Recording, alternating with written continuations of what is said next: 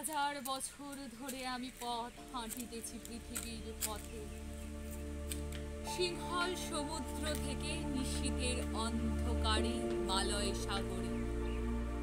অনেক ঘুরেছি আমি বিম্বিসার অশোকের ধূসর জগতে, সেখানে ছিলাম আমি।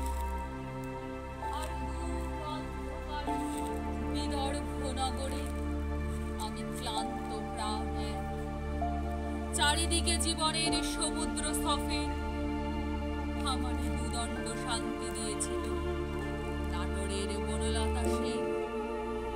চুল তার কবেকার অন্ধকার বিদিশার নিশা, মুখটার শ্রাবস্তির কারুকার্য। অতি দূরে সমুদ্রের পর হাল ভেঙেছে, নাবিক হারায়েছে দিশা।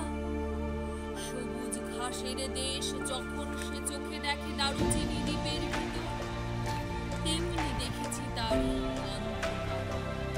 বলেছে সে, এতদিনে কোথায় ছিলেন? পাখি নীরের মতো চোখ খুলে নাটোরের বনলতা সেন। সমস্ত দিনের শেষে শিশিরের শব্দের মতো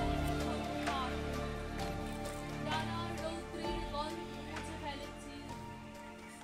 পৃথিবীর সব রং নিভে গেলে পাণ্ডুলিপি করে আয়োজন, তখন গল্পের তরে জোনাকির রঙে ঝিলমিল।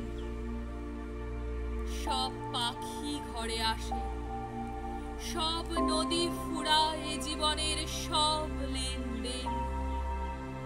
থাকে শুধু অন্ধকার, মুখোমুখি বসিবার বনলতা সেন।